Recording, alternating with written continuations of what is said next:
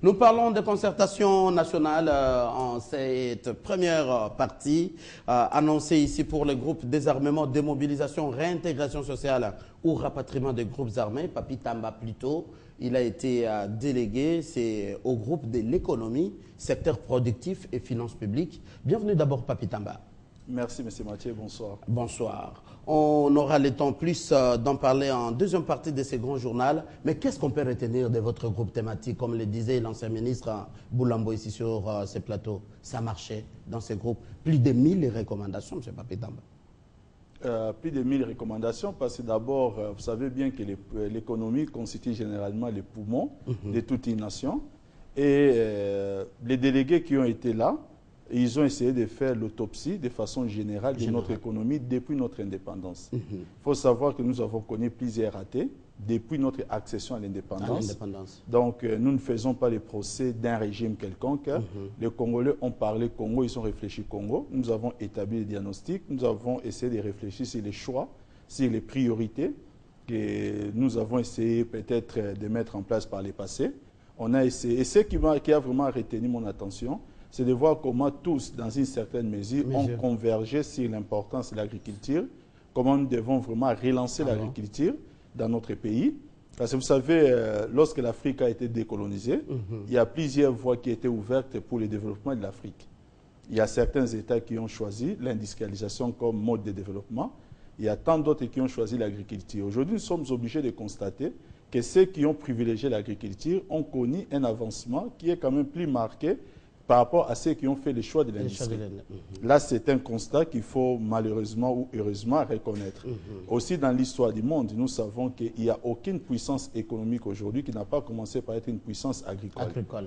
Donc, c'est quand même important que nous puissions réfléchir dans ce sens-là pour voir un peu dans quelle mesure où toutes les chapelets de bonnes intentions, parce qu'il y a eu plusieurs slogans en ce qui concerne l'agriculture. Depuis 1966, le fait président Boutou a parlé de retrousser les manches, agriculture priorité des priorités.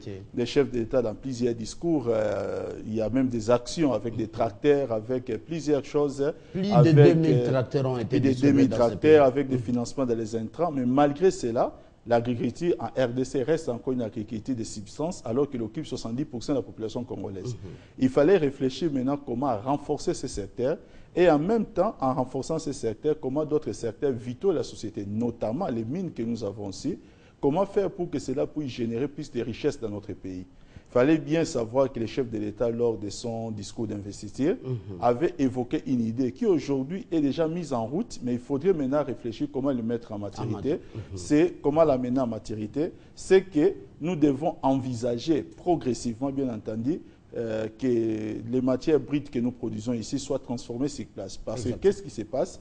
Lorsque vous produisez des brites, vous les vendez dans un marché commun. Quand vous les vendez dans les marchés communs, des gens qui les rachètent, ils les transforment et ils vous les revendent avec une forte valeur ajoutée. Donc ça veut dire que si les plans de balance commerciale, vous faites une fausse affaire. Les chefs de l'État avaient déjà vu juste. Mais il faudrait maintenant conjuguer les efforts. Et en même temps, il y avait par exemple le président de l'AFEC, il y avait certains gouverneurs de province. Il fallait à tout prix maintenant qu'on puisse dégager une nouvelle volonté. Parce que moi, je toujours dis qu'une économie, c'est d'abord un problème de volonté. Il fallait dégager une nouvelle volonté dans les chefs de l'entrepreneuriat congolais et dans les chefs de l'homme politique congolais pour maintenant bâtir une nouvelle vision. Papi Tamba, merci vraiment pour ces synopsis, cette présentation de ces groupes thématiques. Votre indulgence, nous vous retenons pour la deuxième partie. Un quart d'heure. Je suis un serviteur de la République, Mathieu. En deuxième partie, nous allons continuer avec économie, secteur productif et finances publiques. Nous parlons ce soir des concertations nationales. C'est le grand journal. Très bonne suite de nos programmes.